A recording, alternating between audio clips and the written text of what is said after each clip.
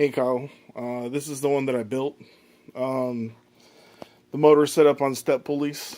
The pulleys were about $8 or $10 a piece at Ace Hardware. I got pillow blocks on eBay for like $16 for two of them. I think they're 5/8 shaft.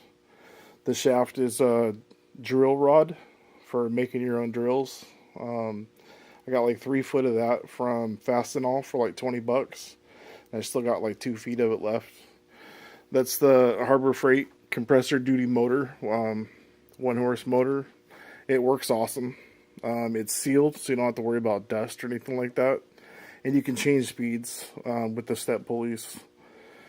It's a little bit of a hassle, but I mean, if you wanted to get into a grinder for, say, just a couple $100, this would do it.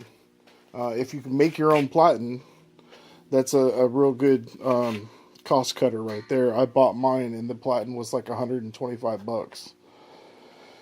And if I can change it, Dan, this is the blueprints from Dan's website. I'll send you a link to that. But it puts a spring in the post, the tracking post, and a knob on top, and you press the post down to take the slack out of the belt and change the belt. I put a motorcycle spring in there from the forks, motorcycle fork spring, and it's beefier than hell. So I had to put a lever on there to depress it and change belts. But it works good, and low speed is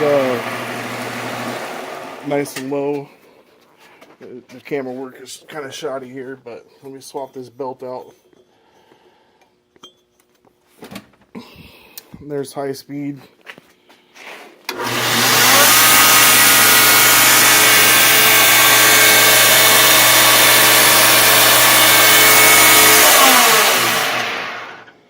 That grinder would do everything I wanted it to do.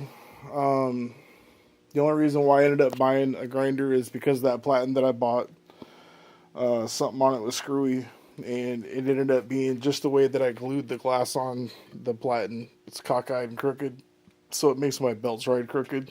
I thought it was a grinder problem, so I bought a second grinder thinking I'd get rid of all that, and it didn't. So now I got two grinders and no complaints, so I mean, I'm alright with it.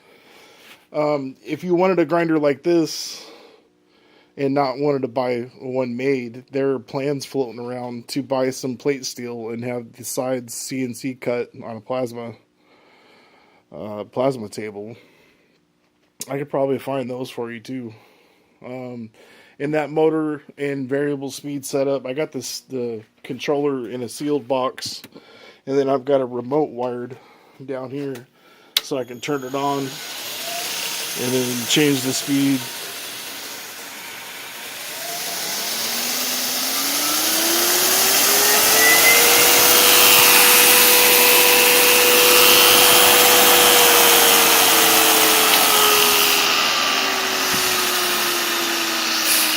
So that one works pretty good. That's a more expensive setup. The motor and controller, I actually don't like them because it's a three-phase converter. It converts three phases to one, and then the motor's a horse and a half. So when you convert phases, with each phase you drop, you lose that much of the power from the motor. So right now, I have it hooked up to 220, and I'm getting 1 horse out of that motor. The only way that I would get the full horse and a half is if I had 440 or 340 or 360 or whatever that crap is. That Harbor Freight motor is 1 horse, and it runs on 120, and you get the full 1 horse, and it cooks. It'll hog steel. But if there's anything else I can tell you, man, let me know.